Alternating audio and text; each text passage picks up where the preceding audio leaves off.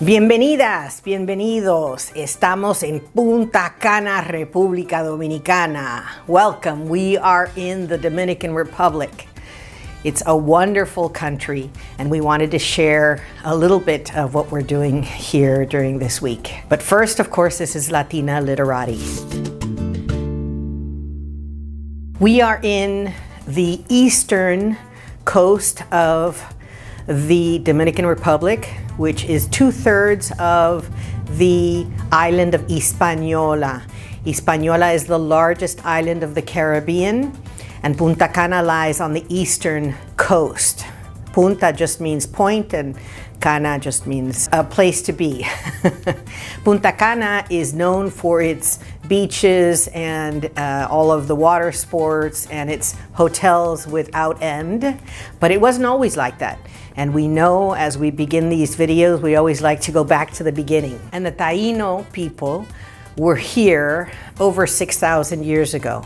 And the Taino people were the ones who gave us, in fact, they say the first word that the Spanish learned from the Taino people was the word canoa, for canoe.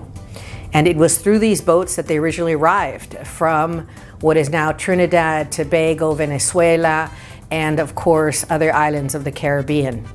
So the Taino people lived in this entire island, and they fished and they had agriculture and they hunted and lived in round houses made of palm.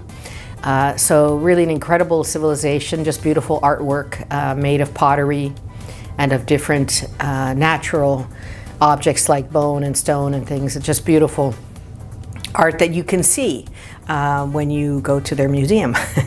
In any case, the Spanish arrive. Most of them will perish because of the diseases. This is a story told many times again and again. Everywhere the Europeans arrive, they come with a couple of things. One, they don't bathe, and two, they come with lots of diseases. So the indigenous people perish quite quickly, and then enslaved peoples are brought to these islands. In fact, the Caribbean was the first place that enslaved peoples were brought to work in something that was considered as good as gold, sugarcane. And even today, when you're driving to Punta Cana, on all sides there's sugarcane. I've been told that at once there were 4 ingenios, 4 processing plants, and now there are only 2. But sugarcane is exported to the United States from the Dominican Republic, and Punta Cana is really a source of income for the country because it is a tourist destination. In fact, it's one of the most visited places in the entire Caribbean. We have heard nothing but Québécois, in other words, a lot of Canadians escaping the Canadian winter from the French part of Canada. And we've seen people from all over the world, really, but a lot of Canadians are here escaping the winter for a bit. And Punta Cana itself has a lot of really good places to visit, really good eateries, beach clubs, really fun places to enjoy, and it's very easy. In fact, it has its own airport, so you can fly right into it, or you can drive from the capital. It's about 3-hour drive. And so Punta Cana is a place that I really think anyone would enjoy. Lots of, stuff for the children to do, and families and couples, and just, even an individual seeking inspiration and beauty, because it's so striking, the white sand beaches and the sunsets and sunrises, and it's a very, very beautiful place. So how did it all begin? How did Punta Cana come to be? This may surprise you.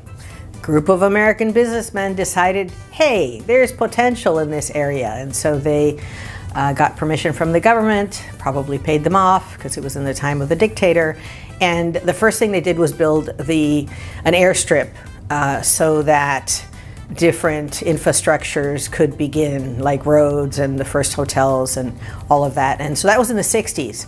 So we're talking about, over 60 years of development there. And not unlike Cancun, it's one hotel after another, after another, and after another. There's a lot of hotels, and there's still a lot of construction going on. And so it's really a place where you see a lot of movement. There's a lot of people, a lot of activities, a lot of clubs. You see a lot of people partying.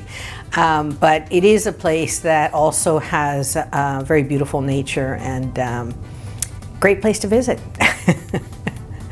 So Punta Cana continues to be a place where people visit, and there are other places even further north that are getting developed. And so it's of interest.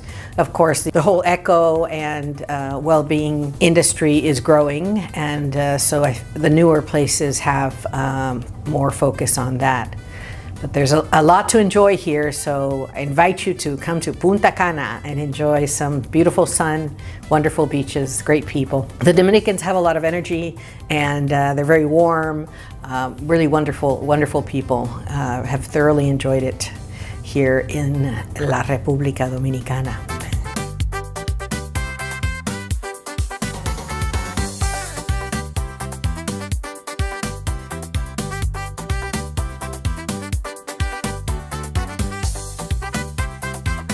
And now on to my favorite part of the video, the book recommendations.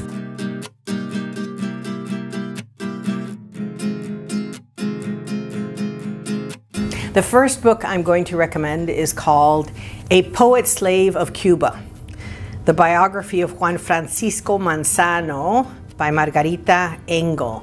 And this book is fascinating in that it shows obviously the horrors of slavery, how the entire Caribbean is built on the blood, sweat, and tears of the enslaved Africans.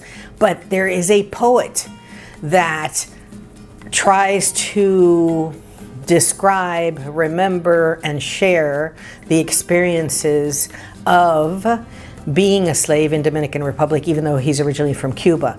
So really highly recommend this. It's a great insight. Thoroughly enjoyed the read, and you learn a bit as well when it's a narrative of a personal experience. So highly recommend that. The second book is The Cemetery of Untold Stories by Julia Alvarez. Julia Alvarez is a well-known Dominican author. She's written several books, really easy reads. And this one is about a woman who's haunted by her untold stories. And she wants to tell the stories that she has not yet told and how she goes about doing that. This is a great book for the beach. It's a great book to just enjoy on a Sunday afternoon. Really great book, and I am positive that you will find Julia Alvarez at your local library, at your local bookseller. So please check there first, because we want to support our local libraries, our local booksellers, and enjoy, of course, learning about the Dominican Republic. It has been a wonderful journey, and thank you so much for joining us on this joint journey of video. We hope that you've enjoyed it. Let us know what you think about the Caribbean, about Dominican Republic, about books you're reading. Let us know. Thank you so much, and as always, con mucho cariño, mucho salud, mucho amor. Gracias.